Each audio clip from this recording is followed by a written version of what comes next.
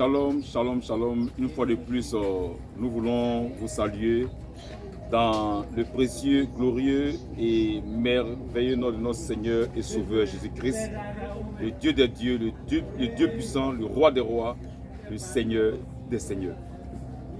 Nous allons continuer notre prédication sur la Trinité est-elle biblique et nous allons voir la quatrième partie et la dernière partie bien sûr qui a pour titre « Le Fils de l'homme est-il différent de Dieu ?» Puisque dans Daniel 7, 13, on a vu un Fils de l'homme qui s'est approché de l'ancien des jours. Et certaines personnes prennent ça pour confirmer leur pensée de Trinité. Qu'il y a l'ancien des jours à part, il y a le Fils de l'homme à part. Vous voyez que quand on vous fait savoir que ceux qui parlent de Trinité ne parlent pas d'un seul Dieu, ils parlent de plusieurs personnes distinctes. Ils parlent de plusieurs personnes distinctes. Et ils prennent des versets pour montrer qu'il y a une distinction.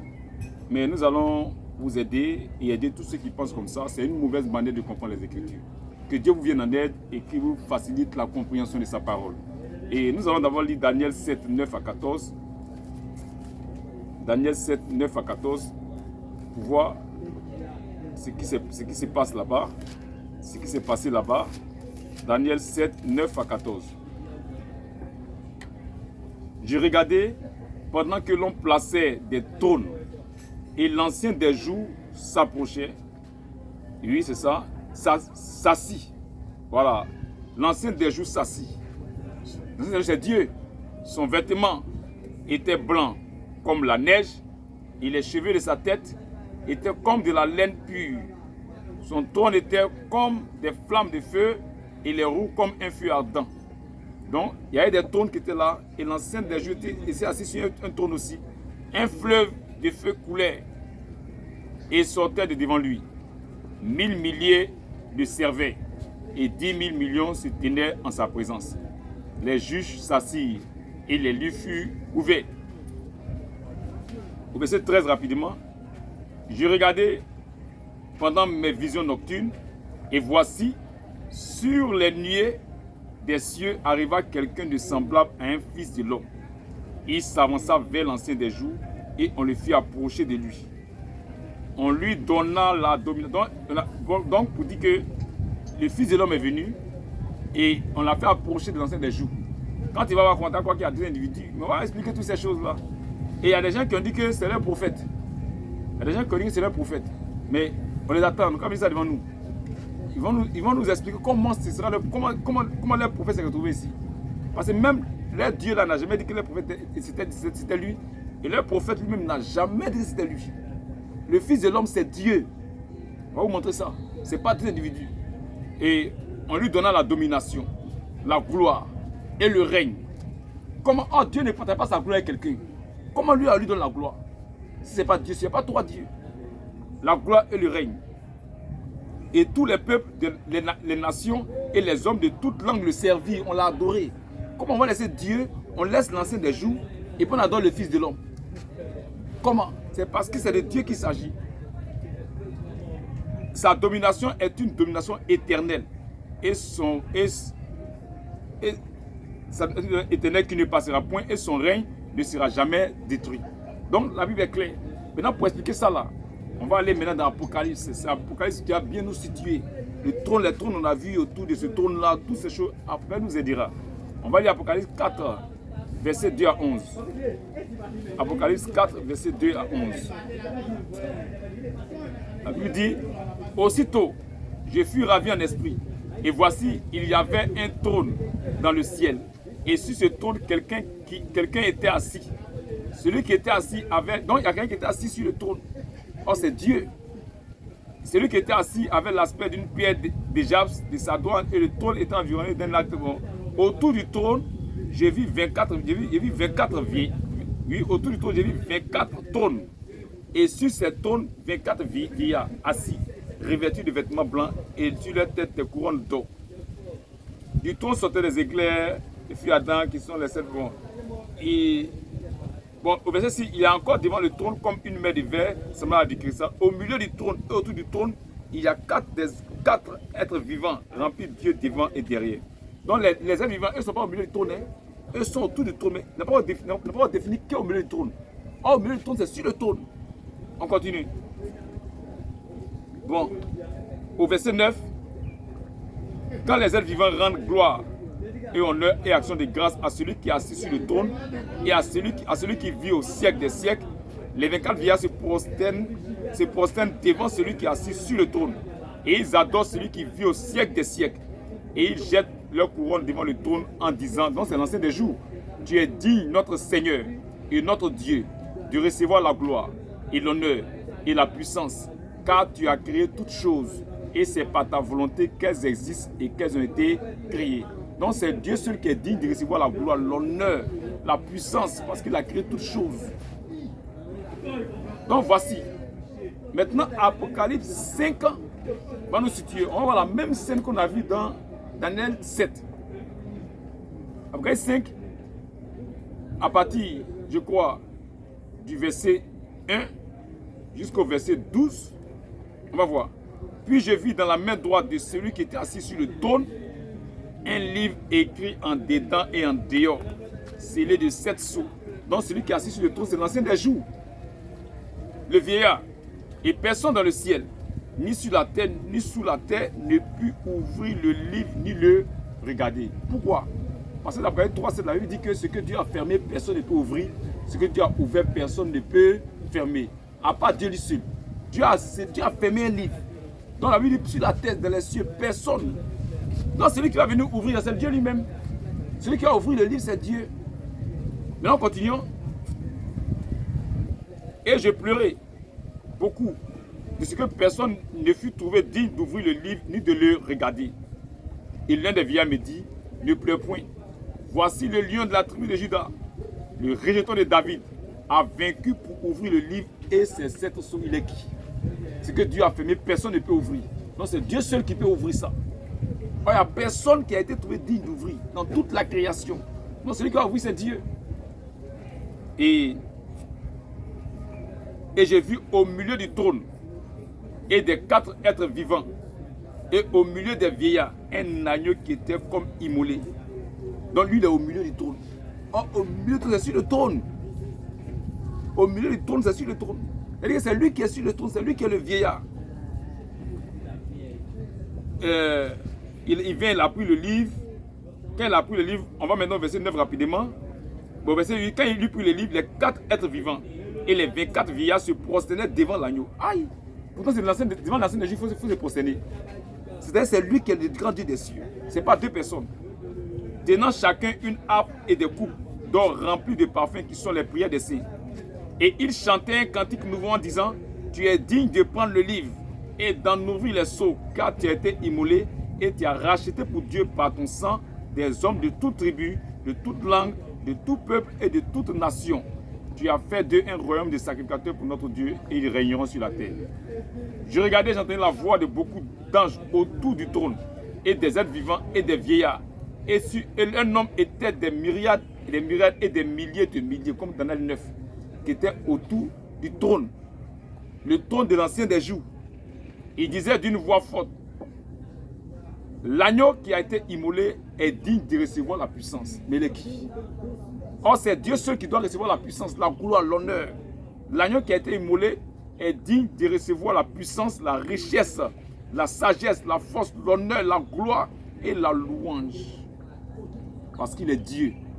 Et toutes les créatures qui sont dans le ciel, sur la terre, sous la terre, sur la mer, et tout ce qui s'y trouve, je l'ai entendu qui disait à celui qui est assis sur le trône et à l'agneau, soit la louange, l'honneur.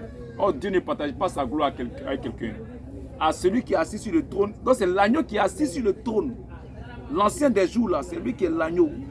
Ce n'est pas 2 personnes. Soit la louange, la gloire et la force au siècle des siècles. Et les 4 êtres vivants disaient Amen. Et les vieillards se prosternaient et adoraient. Ils adoraient qui? Ils adoraient l'agneau, ils adoraient Dieu. Donc voici la parole de Dieu. Voici l'écriture. Et même dans Apocalypse 7, 9 à 17, ça veut dire quoi? Après cela, je regardais et voici, il y avait une grande foule que personne ne pouvait compter, de toute nation, de toute tribu, de tout peuple et de toute langue. Ils se tenaient devant le trône et devant l'agneau, revêtus de robes blanches et des palmes dans leurs mains. Et ils criaient d'une voix forte en disant, le salut est à notre Dieu qui est assis sur le trône et à l'agneau. Donc c'est l'agneau qui est sur le trône. Le salut est à notre Dieu qui est assis sur le trône et à l'agneau. Donc celui qui est sur le trône, c'est l'agneau.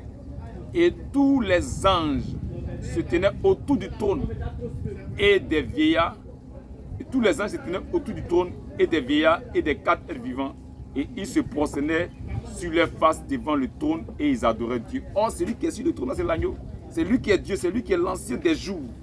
C'est lui. En disant Amen, la louange, la gloire, la sagesse, l'action des grâces, l'honneur, la puissance et la force soit à notre Dieu au siècle des siècles. C'est l'agneau. Et l'un des vieillards prit la parole et me dit, ceux qui sont revêtus, bon, il dit, c'est pour ceux-là qui sont devant le trône de Dieu et le servent jour et nuit dans son temple. Celui qui est assis sur le trône dressera sa tente sur eux. Ils n'auront plus faim, ils n'auront plus soif, et le soleil ne les frappera point, ni la chaleur, car l'agneau qui est au milieu du trône les paîtra et les conduira. Or, le berger, c'est Dieu. Leur conducteur, c'est l'agneau, c'est celui qui est au milieu du trône, il est sur le trône. Il les conduira au sus des eaux de la vie, et Dieu essuiera toute l'âme de leurs yeux. Que Dieu bénisse sa parole. Donc voici que la Bible est claire dessus. La Bible est claire qu'il y a un seul trône, et celui qui est assis dessus là, c'est lui qui est l'agneau. Donc il ne faut pas avoir deux personnes, mais ce sont des manifestations de Dieu. Il viendra en tant que roi pour régner sur la terre. C'est ça qu'il parle ici. Et quand nous voyons dans Apocalypse 11, 15 à 17, nous explique la même chose encore. Le septième ange sonna de la trompette et il y eut dans le ciel de fortes voix qui disaient, le royaume du monde est remis à notre Seigneur et à son Christ. Donc encore il y a deux personnes. Est remis à notre Seigneur, à Dieu et à son Christ. Et il régnera au siècle des siècles. Il n'a pas dit ils régneront. Non. Il n'a pas dit qu'ils régneront, mais il régnera. Toi, tu as vu deux personnes, mais c'est un seul individu. Et les 24 vieillards qui étaient assis devant Dieu sur leur trône, et se prosternaient sur leur face. Et ils adoraient Dieu. On dit c'est lui qui va régner. Le Seigneur et l'agneau. Il s'agit d'un seul individu. C'est lui qu'ils adorent. En disant, nous te rendons grâce, Seigneur, Dieu Tout-Puissant, qui est et qui était, puisque tu as saisi ta grande puissance et pris possession de ton règne. Donc, nous faisons savoir que le grand Dieu des cieux qui est assis sur le trône là, c'est lui qui est et qui était. Mais celui qui est, qui était, c'est celui qui vient. C'est celui qui vient. Mais nous allons d'abord lire Apocalypse 21, 5 à 6, pour comprendre quelque chose. Apocalypse 21, 5 à 6. Et celui qui était assis sur le trône dit, voici, je fais toutes choses nouvelles. Et il dit, écris car ces paroles sont certaines, véritables. Et il me dit, c'est fait, je suis l'alpha et l'oméga, le commencement et la fin. À celui qui a soif, je donnerai de la source de l'eau de vie gratuitement. Celui qui vaincra, donc voici qu'il est clair. Il dit qu'il est l'alpha et l'oméga, celui qui est assis sur le trône là. Il est l'alpha et l'oméga, il est le commencement et la fin. Celui qui vient, celui qui était là. Il est l'alpha et l'oméga, il est le commencement et la fin. Maintenant on voit celui qui était c'est qui, celui qui vient c'est qui, celui qui est c'est qui. Est-ce qu'il est aussi l'alpha et l'oméga? Et dans Apocalypse 1, verset 4 à 8, la Bible dit, Jean aux 7 églises qui sont en Asie, que la grâce et la paix vous soient données de la part de celui qui est, qui était et qui vient. Donc celui qui est, qui était, qui est Dieu là. La Bible dit il vient, mais qui vient? Et de la part des 7 esprits qui sont devant son trône, et de la part de Jésus-Christ, le témoin fidèle, le premier-né des morts, et le prince des rois de la terre, à celui qui nous aime, qui nous a délivrés de nos péchés par son sang, et qui a fait de nous un royaume des sacrificateurs pour Dieu, son Père. À lui soit la gloire et la puissance au siècle des siècles. Lui, comment il peut recevoir la gloire? Voici, il vient avec les nuées. Vous voyez ce qu'on a vu dans Apocalypse 9, 7 là. 7 là. 13 là, il vient avec les nuées, c'est lui. C'est lui qui est Dieu. Il vient maintenant pour régner. Il vient dans une autre position. Il vient pour régner, il vient pour régner. Voici, il vient avec les nuées. Et tout œil le verra, même ceux qui l'ont percé. Et toutes les tribus de la terre se lamenteront à cause de lui. Oui, amen. Je suis l'alpha et l'oméga. Jésus-Christ dit, il est l'alpha et l'oméga. Oh, là-bas, celui qui est assis sur le trône est l'alpha et l'oméga. Je suis l'alpha et l'oméga. Dit le Seigneur Dieu. Donc c'est lui qui est le Seigneur Dieu, l'ancien des jours. C'est lui qui est, qui était et qui vient, le tout-puissant. Donc c'est lui qui est le tout-puissant. Celui qui a dit à Abraham, moi devant ma face, je suis le tout-puissant, c'est le Seigneur Jésus-Christ. C'est lui qui est assis sur le trône. Mais il va venir maintenant pour régner. Et dans Apocalypse 22, 6, il est clair maintenant. Dans Apocalypse 22, 6, la Bible dit, et il me dit, ces paroles sont certaines et véritables. Et le Seigneur, le Dieu des esprits des prophètes, a envoyé son ange pour montrer à ses serviteurs les choses qui doivent arriver bientôt. Donc Dieu a envoyé son ange pour montrer à ses serviteurs les choses qui doivent arriver bientôt. Ce Dieu-là, c'est Jésus-Christ. Il est dans Apocalypse 22, 13. Il explique la chose. Il dit, je suis l'alpha et l'oméga, le premier et le dernier, le commencement. Même verset 12 dit, voici, je viens bientôt. Et ma rétribution est avec moi pour rendre à chacun selon ce qu'est son œuvre. Je suis l'alpha et l'oméga, le premier et le dernier, le commencement et la fin. Heureux ceux qui lavent les vêtements. Bon, verset 16, il dit, moi Jésus. Or, verset 6, il dit, Dieu a envoyé son ange pour attester ces choses, pour que nous puissions connaître les choses à venir. C'est lui qui est ce Dieu-là. Moi Jésus, j'ai envoyé mon ange pour vous attester ces choses dans les églises. Je suis le rejeton et la postérité de David, l'étoile brillante du matin. Donc c'est lui qui a envoyé son ange. C'est lui qui est le grand Dieu des cieux. C'est pourquoi sur le trône là, il n'y a pas deux trônes. Mais sur le trône là, c'est un seul individu qui est assis. C'est lui qui est l'ancien des jours et c'est lui qui est l'agneau. C'est de ça qu'il s'agit. Apocalypse 22, 1 à 4. 1 à 5 même. Apocalypse 22, 1 à 5. Oui. Apocalypse 22, 1 à 5. La Bible dit, et il me montra un fleuve d'eau de la vie, limpide comme du cristal, qui sortait du trône de Dieu et de l'agneau. Pas des trônes, du trône de Dieu et de l'agneau. Donc il y a un seul trône sur lequel est assis Dieu, mais c'est le même Dieu là qui est l'agneau.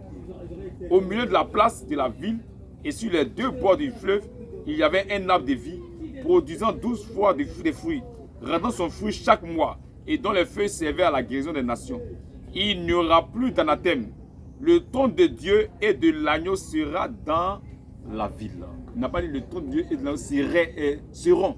Comme s'il y a plusieurs trônes, il y a un seul trône. Celui qui est assis sur le trône, c'est lui qui est Dieu et c'est lui qui est l'agneau. C'est lui qui est le Fils de l'homme. Ce n'est pas deux personnes. Le trône de Dieu et de l'agneau sera dans la ville. Le trône d'abord, il parle du trône d'abord, sera dans la ville. Ses serviteurs le servent. Non, ce n'est pas deux personnes. Il ne pas dire leurs serviteurs. Si c'était deux personnes, il a dit leurs serviteurs. Mais c'est un seul individu, il y a un seul trône d'abord, et il y a un seul individu qui est assis sur le trône. Il dit, ses serviteurs le serviront et verront sa face. Pas les serviteurs le serviront et verront leur face, non. Mais c'est un seul individu. Ses serviteurs le serviront et verront sa face, et son nom sera sur leur front. Pas leur nom, mais son nom, c'est un seul individu. Il y a un seul trône, et il y a un seul individu qui est assis sur le trône là. C'est lui qui est l'ancien des jours, c'est lui qui est l'agneau. Il n'y aura plus de nuit, bon. Ça va. Donc, verset 4 déjà, ça va. Donc, la Bible démontre qu'il y a un seul trône et il y a un seul individu qui est assis sur le trône. C'est le Seigneur Jésus-Christ. Et 2 Timothée 4, elle nous parle de ça. Parce que quand l'ancien Jésus est assis sur le trône, il y a eu le jugement. On va voir c'est qui va faire le jugement. Je t'en conjure devant Dieu et devant Jésus-Christ. Tu vas voir ces deux personnes. Je t'en conjure devant Dieu et devant Jésus-Christ. Pour toi, c'est deux personnes. Je t'en conjure devant Dieu et devant Jésus-Christ qui doit juger les vivants et les morts. Il n'a pas dit qu'ils doivent. C'était deux personnes, il a dit qu'ils doivent juger. Donc, il s'agit d'un seul individu. Jésus-Christ, c'est lui qui est le même Dieu. Le Fils de l'homme, là, c'est lui qui est l'ancien des jours. C'est lui qui va juger. Donc, il t'en conjure devant Jésus-Christ, devant Dieu et devant Jésus-Christ qui doit juger les vivants et les morts. Et au nom de son apparition, pas au nom de leur apparition, au nom de son apparition et de son royaume, pas au nom de leur royaume, mais au nom de son royaume. Donc l'ancien des jours là, c'est lui qui est le Fils de l'homme. C'est lui qui vient pour prendre possession de son royaume. C'est ça que la Bible parle. Ce n'est pas deux individus. Même dans Tite 2, 13 à 14, la Bible explique ça encore. En attendant la bienheureuse espérance et la manifestation de la gloire du grand Dieu et de notre Sauveur Jésus-Christ. Donc, il a dit la manifestation du grand Dieu et de notre Sauveur Jésus-Christ qui s'est donné lui-même, pas qui se sont donnés, qui s'est donné lui-même pour nous racheter, afin de nous racheter, pour nous, afin de nous racheter de toute iniquité et de se faire, et pas de leur faire, mais et de se faire un peuple qui lui appartienne, pas un peuple qui lui appartienne. Donc voici la parole de Dieu. Donc il ne s'agit pas de deux personnes, mais il s'agit d'un seul individu. C'est pourquoi quand la Bible dit qu'il viendra sur les nuées, dans la Bible, c'est Dieu seul qui se déplace sur les nuées. Or, le Fils de l'homme, là, il vient sur les nuées. À part Dieu, personne ne se déplace sur les nuées. C'est Dieu seul. Dans Somme 18, 10, mais pas de ça. Et dans Somme 104, 3, même dans Isaïe 19, 1 qu'on va voir, on va voir Isaïe 19, 1 rapidement. Isaïe 19, 1, c'est Dieu seul qui se déplace sur les nuées. Dieu seul. Isaïe 19, 1, voici, l'Éternel est monté sur une nuée rapide. Il vient en Égypte. Voici la parole de Dieu. Donc, il s'agit de Dieu. C'est pourquoi dans Matthieu 25, verset 31 à 32, Jésus demande que c'est lui seul qui est assis sur le trône. C'est lui qui est le grand Dieu des cieux. C'est lui qui est l'ancien des jours, le vieillard. C'est lui. C'est lui qui vient pour juger. C'est lui Jésus-Christ. Après son règne, il vient pour juger. Matthieu 25, 31 à 32, Jésus dit, lorsque le Fils de l'homme viendra dans sa gloire avec tous les anges, non, tous les anges lui appartiennent. Lorsque le Fils de l'homme viendra dans sa gloire, lui laquelle gloire? Dans lui sa gloire, parce qu'il est Dieu. Lorsque le Fils de l'homme viendra dans sa gloire avec tous les anges, il s'assiera sur le trône de sa gloire. Que Dieu bénisse sa parole. Vous voyez, il vient s'asseoir sur le trône de sa gloire en tant que l'ancien des jours. Il s'assiera sur le trône, il n'y a pas de trône. Celui qui est assis sur le trône de gloire là, c'est lui qui est le Fils de l'homme. Lorsque le Fils de l'homme viendra avec tous les anges, il s'assiera sur le trône de sa gloire. Toutes les nations seront assemblées devant lui. Il séparera les uns avec les autres, comme le berger sépare les brebis d'avec les boucs. Donc voici que c'est Jésus qui est le grand Dieu des cieux. Et le Fils de l'homme, c'est le même qui est l'ancien des jours. Et donc ce n'est pas deux personnes distinctes. Ce n'est pas deux personnes différentes. Ce ne sont pas deux dieux, mais ce sont deux manifestations du même Dieu. Et donc tous ceux qui avaient mal compris, qui ont pris ça pour soutenir la Trinité, que Dieu vous vienne en aide et qu'il vous facilite la compréhension de sa parole. Et que vous puissiez comprendre qu'il n'y a qu'un seul Dieu, qui est le Seigneur Jésus-Christ. C'est lui qui est le Père éternel, c'est lui qui est le Dieu Tout-Puissant, c'est lui qui est l'ancien des jours, c'est lui qui est le Fils de l'homme, c'est lui qui est l'agneau de Dieu, c'est lui le grand Dieu. Que Dieu vous bénisse, qu'il bénisse sa parole. Shalom.